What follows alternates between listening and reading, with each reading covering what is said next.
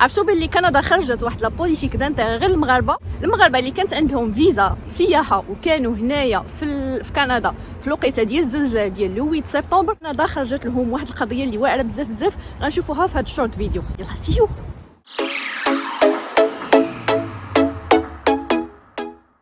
للتذكير فقط، معكم ايمان ايميز شانيل. كنتمنى ان شاء الله هاد الفيديو هذه تعجبكم بزاف بزاف، وتشتركوا وتفعلوا الجرس باش اي حاجه جديده حطيتها توصل لكم. ومرحبا بكم كاملين.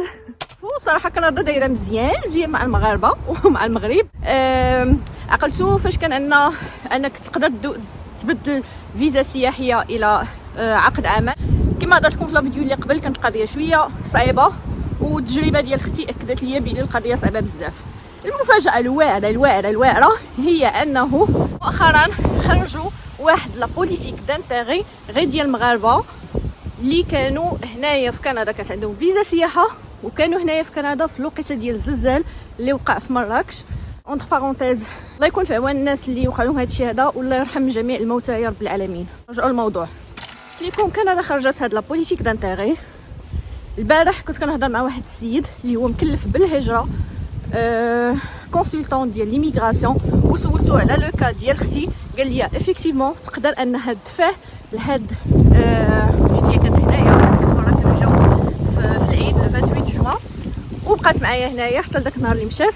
مي قال لي راه تقدر تدفع، وان شاء الله غادي يعطيوها لو بيرمي دو ترافاي اوفير باش تخدم هنايا في كندا. دونك هادشي اللي انا تنشوف مع السيد هاد الايام هادي، وان شاء الله فاش نوصل معاه لواحد لا سوليوشن او لا ياكد ليا بالضبط شنو داكشي كاين، يعني حتى نجرب انا في راسي عاد داك الساعه نشوف معاكم ونقول لكم شنو هما لي زيتاب، ونقول لكم اوسي الا كان هو باغي انه نعطي له كونتاكت ديالو للناس غادي نعطيه لكم باش تواصلوا معاهم، حيت هو ليكيب ديالو هو كاين هنايا في كندا، وتيعاون الناس انهم يدفعوا لهاد لابوليتيك دانتيغي للناس اللي كانت عندهم فيزا سياحيه. وكنأكد لكم اللي كانت عندهم فيزا سياحيه وكانوا هنايا في الوقيته ديال الزلزال، ماشي زعما شي حاجه اخرى.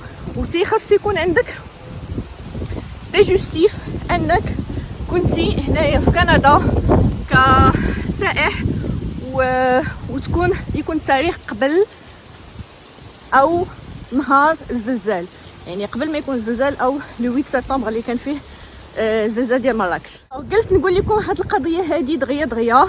انا عارفه كاينين الناس ديجا هضروا عليها في دي فيديو، ولكن يقدروا يكونوا المتتبعين ديالي ما شافوهاش. دونك انا كنتها لكم، وان شاء الله غادي نتطرق للموضوع بدقه وبتفاصيل ان شاء الله. من بعد كما قلت لكم غنجرب في اختي نشوف واش داكشي كاين ونقول لكم الاخبار. الا كانت القضيه هي هذيك راه غنشوف مع السيد نعطيه لو كونتاكت ديال نبارطاجي معكم الكونتاكت ديالو، او ندير معاه ان لايف ويشرح لكم ايتاب باغ ايتاب ويعاون الناس، لحقاش السيد مقيم هنايا في كندا وعنده شركه ديالو ديال الكونسلطاسيون.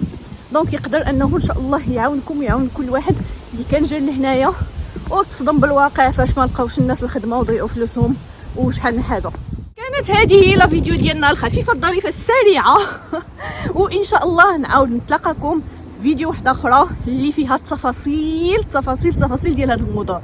So thank you so much المتتبعين ديالي القدامين والجدادين، مرحبا بكم. ها القناه هنايا اشتركوا فيها وفعلوا الجرس باش اي حاجه جديده درتها توصلكم باذن الله. يلا تهلاو لي فراسكم، وكنبغيكم كيف ما ديما بزيت لكم. باي